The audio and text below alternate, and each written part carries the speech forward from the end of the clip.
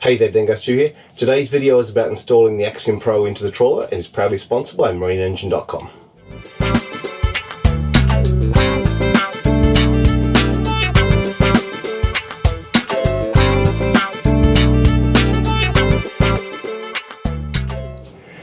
I'm really excited to have the Axiom Pro installed, not so much for the GPS side, but because once we get going, we'll have the side scan sonar, which is going to be a huge part of the whole sort of wreck hunting endeavour. Many moons ago, we installed the Real Vision side scan transducers. Now I'm just going to hook everything up, power up the multifunction display, and get it all working. These are the two cables from the Real Vision side scan transducers we installed a little while ago. So we'll just cut the protective covers off them carefully.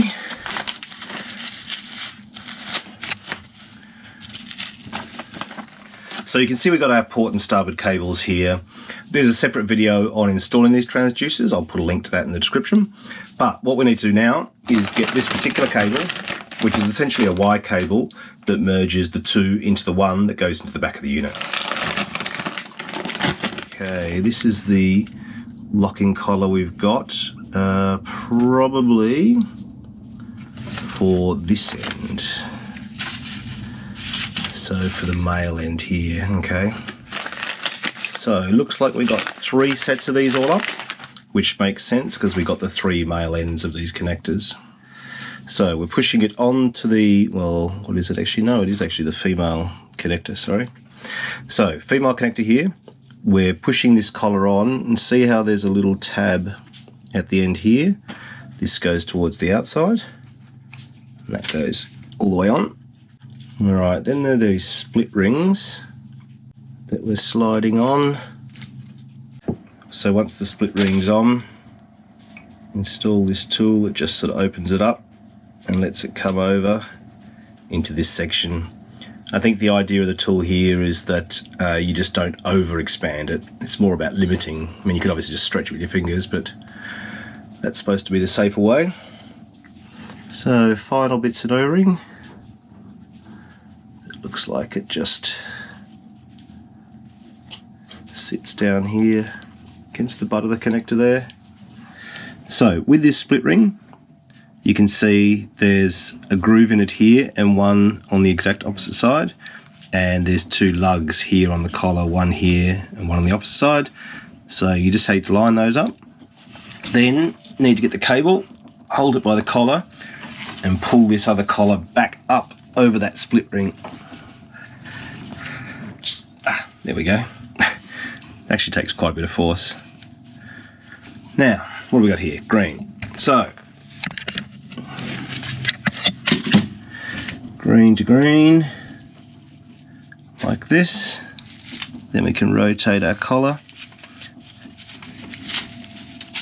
And then as you rotate it, I'll pull this collar back. You can see there's a wedge here, so it pulls the cables together so the O-ring can do its job. Okay, line up this port side one, line up the lugs with the collar. So, red to red.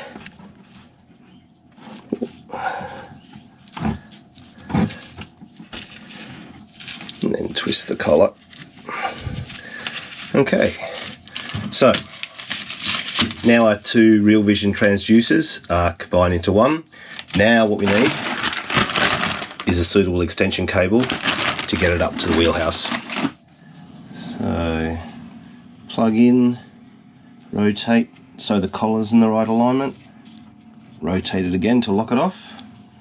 Now I'm going to drop this down and we'll find the best way to route it up to the wheelhouse. Alright, still lots of work to do in here paint wise, but I'm going to run these cables anyway. So the bunk here, it obviously ran up behind there, and that old cable you can see cut off there is the old transducer cable. My thought was that maybe I could use that to pull the new one through, but I don't think the plug is going to fit through the old conduit, so we might need to just string it up there and cable tie it or something.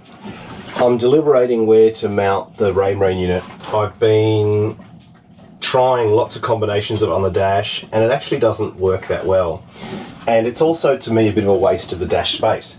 So I'm thinking up high like Dave had, off to the left, I was thinking maybe over here would be good in the sense that you're between two windows a little bit, so you're not losing as much visibility, but it actually looks really odd. So I'm thinking up high in front of this window. When you're sitting in any way, you can see the horizon, so you're really only blocking a bit of sky unless you're standing. But, you know, I think you should always periodically be moving around so you can see what's behind pillars. It's not permanent, you know. I think I'm going to try there first. It just frees up a lot of dash space that's quite valuable. Using relatively short screws to go into here, but using all 5 to give it the strength. Next thing I want to do is drill a large enough hole through the dashboard here so that the plug can fit through. But if we look back here, you can see there's a steel beam here, which if I feel around here, it's quite a thick dash. It's like an inch thick or something. But as long as I don't go further back than about here, we shouldn't hit the steel at all. I've decided I'm going to drill a reasonably large hole here because we're going to push some relatively large plugs through, but we've also got to push them through once other cables have come through, and who knows what devices we'll kind of add as time goes by. So I'd rather have it a bit big than too small. We can always put some fancy little, you know, cable, you know, like you get on computer desks, that kind of thing in the hole as well. That's no drama.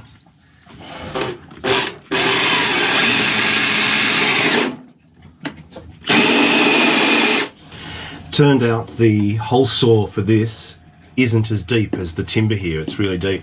So I'm just going to go around with a little 2mm drill bit, drill a few holes around it, then we should be able to punch it through. There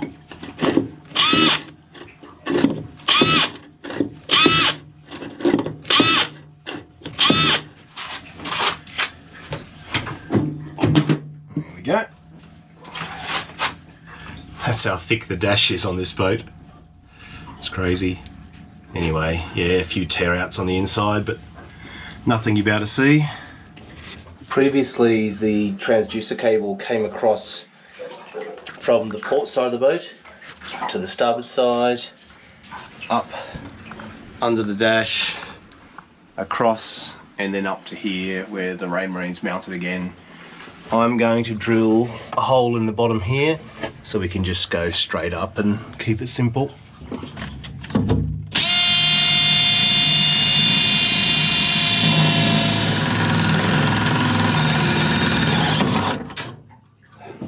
This is a piece of the bilge pipe hose I used, unsurprisingly, for the bilge pumps, and the socket or the plug for the Raymarine unit fits through it. So I'm actually going to use this as my conduit to protect it from the edges, etc. Now, the hole I drilled through the steel to go straight down is a really tight fit for this, frustratingly. So I might have to try and file it out a little bit. I'll show you. I wasn't really planning to use this conduit when I drilled it. No, actually, you know, it does. It pushes through as a perfect fit. That's interesting. All right, cool. Make hay while the sun shines, I guess. That's interesting. That explains why I couldn't do it last time. It seems to push through well in one direction and not in the other direction. So as long as I feed it through one way, it won't fall back. That's good. Learn something new every day. Just going to start by cutting a fairly generous length off. We can always trim it later. Little offcuts are always handy for various jobs. Alright, this is the cable coming up here, and we need to get it up here. Alright, I'm going to feed this up through first. Of course, it is a spiral, so you can kind of thread it in as well. So I think between sort of pushing and, you know, I kind of feel like 5 minutes of filing will make this a much easier job. Let's do that.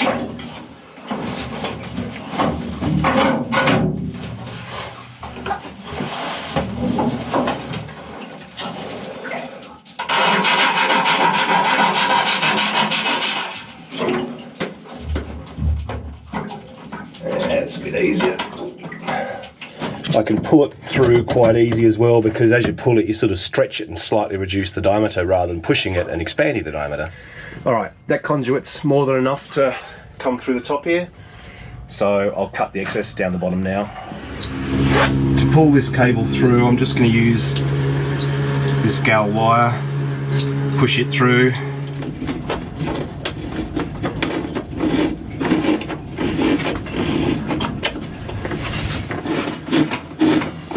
I was going to do the old suck a bit of string through with the vacuum cleaner, but I don't have any string. Do a vacuum cleaner, it's a start. I don't want to make it tighter by having the cable alongside it like this, so I'll try to do something a bit fancy and kind of wrap it and then twist it a bit. Okay. Let's see how we go.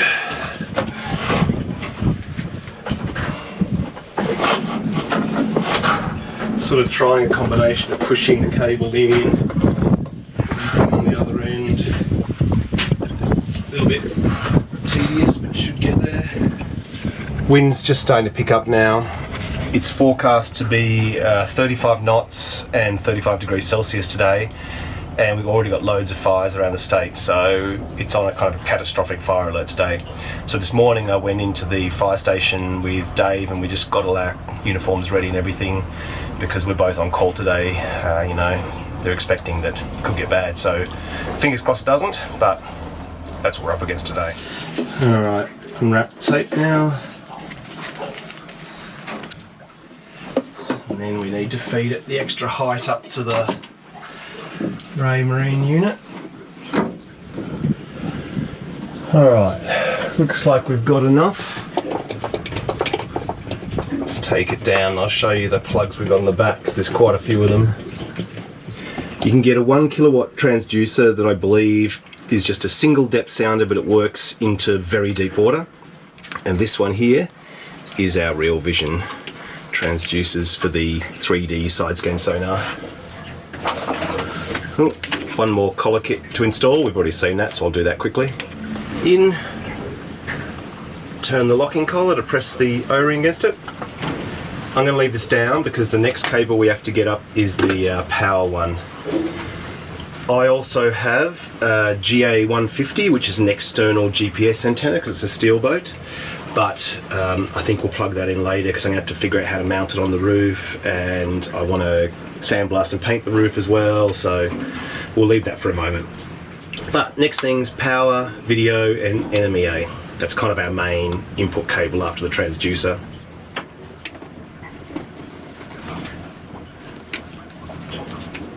Locked. Alright, I'm going to put this back up now. That way we'll know exactly how much cable length we've got. Now when I got the boat, it actually, you can see the marks here, it actually had some quite clever little clips to clip the wires onto these, the edge of these uprights. So I'll find something similar. Could drill a hole and put a cable tie, but these were quite neat and clever. Alright, this is our lead. It's not really long enough to reach the fuse board, but that's okay. What I think I'm going to do is cut this 15 amp fuse holder off, extend the wire, take it to our fuse board, put a 15 amp blade fuse in, done. And then just this goes to our negative bus bar. To do this, I think I'm just going to get a bit of dual core tinned wire and just extend them as a pair. I'm just going to push this section back just to save as much of the cable as I can.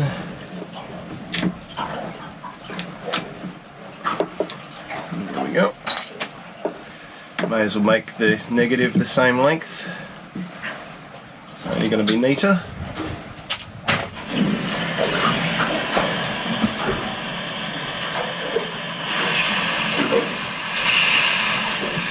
You can tell the sun's out today. It's nice and hot, getting a couple of amps into the battery, and the fridge and the GoPro's charging and a few things like that at the moment, so definitely getting some power back into the batteries, which is nice. It's funny, somebody commented the other day saying, you know, when you install something like the battery monitor, it's just an ad, and I go, well, it's not really an ad. I wanted a battery monitor and I chose this one. You know, I don't know what, am I supposed to hide the fact that I've installed something that's a product? I don't know. But got to say, it is very cool. It's become my new obsession, watching how much power is coming in and out of the batteries. It's really nice to know, to not just be in the dark hoping that they're charging when they're not. You know, it's like you wouldn't drive a boat without oil temperature, tacho, oil pressure, you know, coolant temperature, whatever. It's just one of those things that's really nice to have in front of you and know what's actually going on. You know, the fact that it's a product that you buy to do that, well, sorry. What can I do? I'm not going to make one. Alright, I've just extended the RF ground cable as well. So we'll just get this heat shrink connector down a little bit. So I'll just shrink down the heat shrink on the connector. It's going to the ground bus bar, negative bus bar. But we will be doing a proper RF ground on this boat down the track. And I'll talk a lot more about that then.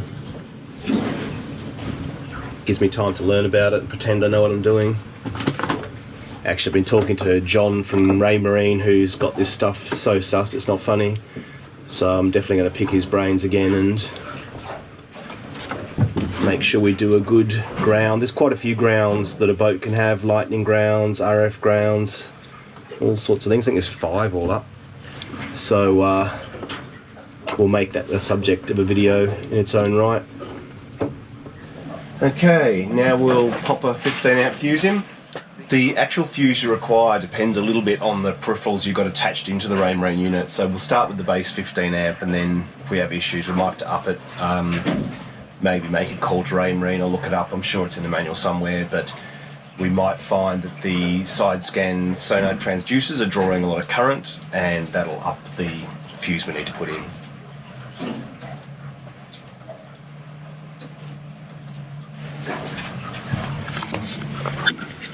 Alright, is it going to work for us?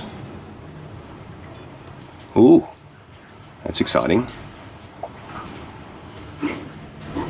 One thing I can pretty much guarantee is that my side scan real vision transducers are going to be really, really dirty because I've not wiped them at all, haven't been diving or anything since I put the boat in the water. So we might throw some fins and a mask on and go and give those a wipe. Okay, English. Real English. Yes. Alright, main boating activity. Let's call it cruising. Yes. Alright, minimum safe depth. Let's call that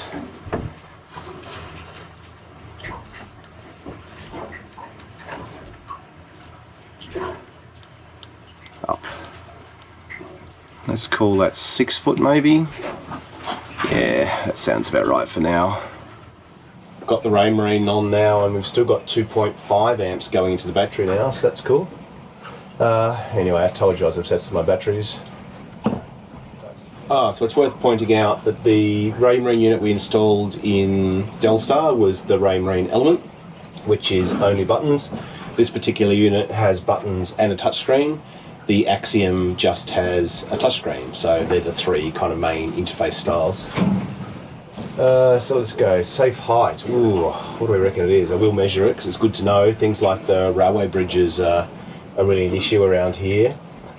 What are we going to say? 6, 18. Let's make it.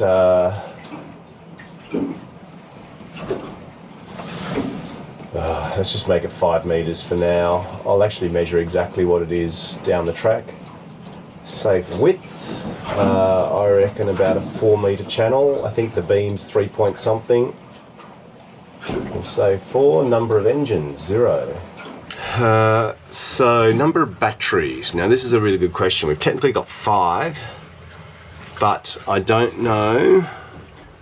Look, we do have 5. Oh, well, actually, having said that, we've got 3 battery banks. So let's say 3 battery banks.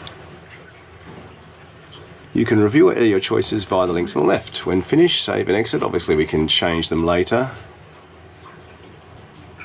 All right, nice. Settings, update software, units. Here we go. Distance, nautical miles, yes. Volume litres. Speed knots, yes. Pressure PSI, that's fine. We all like a bit of a mixture. Depth, here we go. Should we go fathoms? Nah, let's go meters. Let's not be too much of an idiot. Auto variation, there we go. 12.48 east, which is the magnetic variation for this area. But it shows bearings in true, that's cool. Time format, that's cool. Alright, nice. Gotta say, touchscreen's nice and easy to use. It's good having the buttons for when your hands are wet and whatever, but it is nice just using a touchscreen. We're all used to that kind of thing these days. 3.2. It's a personal best. Here's the map of Dangaronnum. So the dial up here, I didn't realise at the time because I was kind of turning the edge, but the centre actually is a dial you can turn in and out for different settings. These are the maps I downloaded in a very similar way to when we installed the Raymarine on Delstar 2. Cool, happy with that. So sitting in 2.4 meters. It's pretty shallow here. Not tidal shallow, but just not, not super deep either. Well, thanks for watching. I'll show a lot more about this particular unit as time goes by, but I'd rather show it to you in context of things we're doing than just give you a kind of a big sort of brain dump of all the stuff it does. We're going to be using it for navigating, for plotting courses as we head up the coast next year. The plan is to go up to the Barrier Reef around about March next year, but also using the side scan sonar to start doing the sort of the wreck hunting side of things as well. I'm also thinking, because the dash here is quite cramped, that I'm going to look at a set of NMEA, sort of sensors for the engine and have them displayed on the unit rather than having all sorts of, dials all over the dash. I'll have the sort of main things like oil pressure and a tacho on the dash, but all the other sensors, I'm thinking of having them just digitally connected to the unit so we can display them there. So lots more to show, lots more to learn, but at least it's up and running now. All right, well, take care. I'll catch you soon. See ya.